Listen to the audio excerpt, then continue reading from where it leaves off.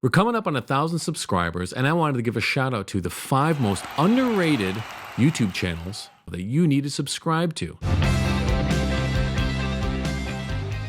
Number 1, this guy, Britts. He's only got like 4,500 subscribers. He's a musician, a guitarist, a multi-instrumentalist, an engineer, a producer, a mixer. Runs his own pro studio called The Cabin, and he works with a retail company, it looks like, called Studio Care out of Liverpool. That's my Liverpool accent. He reviews and demos very specific gear, and he always writes an original piece of music to accompany that gear to show you kind of the sonic character of that piece of gear. Sometimes it's expensive gear, sometimes it's entry-level gear. He kind of goes up and down, which I appreciate. And he writes original music for each song, and he doesn't EQ or use compression on any of the tracks, and it sounds so good. And they're great songs too. He sings them. He doesn't take himself too seriously. You can see he's having fun. He tells funny jokes, keeps it lighthearted, doesn't take it too seriously. He gives his honest reviews, and if there's something that he would like to change, he tells them, it's like, maybe for the next one you could do this. But he's never so heavy-handed and like almighty that it's like, this is wrong. It's just like an honest critique that you would expect from a working engineer. You can really tell that he cares about crafting songs, working with artists, helping them get the right song out, and improving his workflow in the studio. And that's really what you would want out of someone who's reviewing studio gear. Number 2, Michael Westbrook. He's at 14,000 followers. Should be so much higher. Also, multi-talented. He's a great guitarist.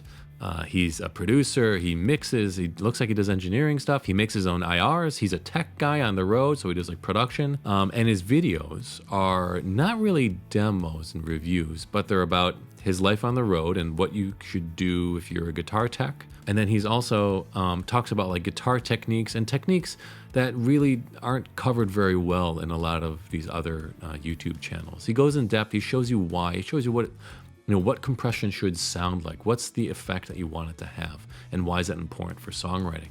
A lot of his videos, he also does have original music, which I love, but really cool guitar lines, really interesting guitar lines. And he also creates these IR packs. I think he has 2 or 3 of them out now, and I'm gonna buy them soon so I can test them out. Cares about songwriting. His big thing is, you can have all the gear in the world, but it doesn't mean anything if you don't have a song. And that is true, and that's something that us as gearheads need to keep in mind. We can have all the amps in the world, but what are you going to write with it? What are you going to play with it? He also knows how to be a team player on the road. He's just looks like the perfect support guy on your production team or management team or whatever it is when you're on the road.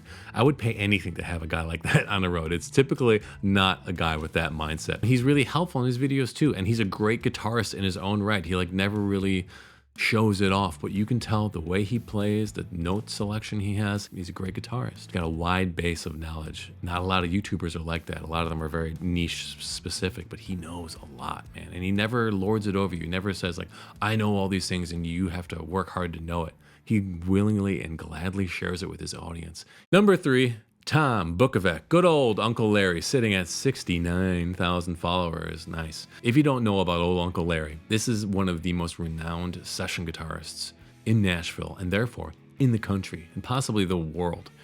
He is prolific. He's played on numerous albums, numerous big albums, and has been playing in the studio for, I think it sounds like 25 years, maybe longer. Anyway, so he started filming this series called Homeschooling at the beginning of the pandemic. He would just set up his phone, raw, one take, and that was that. He'd play a little bit, show you a lick, and tell you a little bit about the insight of music or whatever he was working on that day, whether it was a session or him getting ready for an artist or getting something repaired or whatever, right? The life of a musician. So why should you care about some guy in his garage talking into his phone? I'll tell you why. His insight and his playing is better than anything else on YouTube.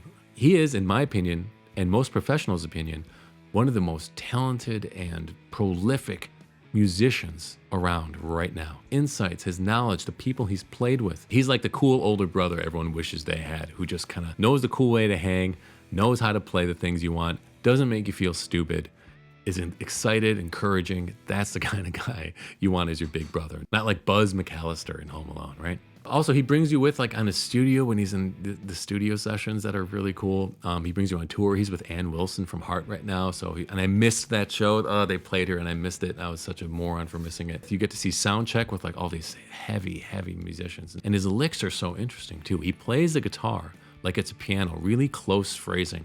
He also has really cool projects. You should check him out. One of them was his album called Plexi Soul. Bought it. I love it. It's a great album, great guitar album. And then this other one, Trip the Witch, which is with Dean DeLeo from Stone Temple Pilots. They put out an album, and it is like such a cool album. It is like one of the best guitar albums I've heard in a long time. It's interesting, it's moody, it's dramatic, it's beautiful. There's just great musical ideas there that you do not hear on the radio or anywhere else right now. You just really don't hear this kind of songwriting anymore. He's literally one of the most masterful artists alive right now, and he's just giving away his knowledge for free every day from his garage. Just follow this guy and put it on while you're making your coffee. Listen to him, you'll learn something. Number 4, Edge of Breakup, the most visually beautiful YouTube channel in music right now. The way he shoots his videos, I mean, he must have been a videographer or a DP or something, or a colorist, because his videos look beautiful. The colors are very cool. And he's got really interesting lighting in it. I'm not even talking about the music yet, which is also good, but like visually, it's the best. You can tell the guy's putting in hard work. So Sean reviews off the beaten path products like Benson amps, Acorn amps, Lollar Pickups, Greer. I mean, these are all brands that you almost never see in the mainstream like marketing trends on YouTube or on Instagram. I'm like, wait, what are these other companies doing? Don't they have marketing budgets? They do. They just only work with Sean from Edge of Breakup. Another refreshing thing is that he's in no rush. He's not doing these quick cuts and quick this, and he's not holding your hand up like this, like I do, like a jerk. He's very calm and patient. So what he does is he talks about the gear for a little bit, and then he plays it at his leisure, and you get to listen. It's really nice. It's refreshing. It's not like a marketing bombardment that's like trying to break down your willpower so that you buy something. And last but not least is Andrew Clark. This guy, 993 followers. What? Doesn't make any sense. This guy should easily be at 10,000 by now. He's a great guitarist, and you can tell he's a real player. He's a pro guitarist. And what's funny is he actually kind of hides how good he is at guitar. Watch his videos. You'll see, like, he'll play a lick so casually, so easily, and so in time. His rhythm is crazy good. And you're like, wait, whoa, is this guy a shredder? And you can tell he can shred, but he doesn't flex. He's not trying to show he's the fastest or best. So he reviews gear, he reviews guitar techniques, and he gives like kind of cool insight. He had this great video about like 3 weird guitar techniques, and he's right, they were weird techniques. They were great inspirations for like, oh, I should try playing this way, I should try holding my pick like this.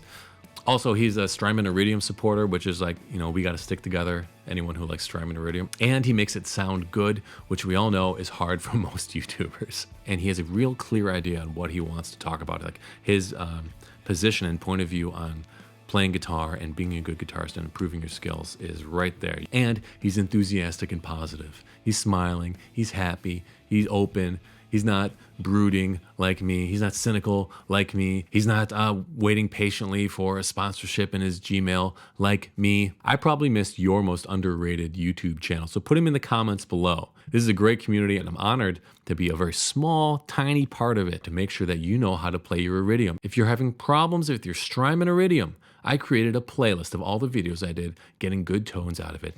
Here, you should watch it. Thank you.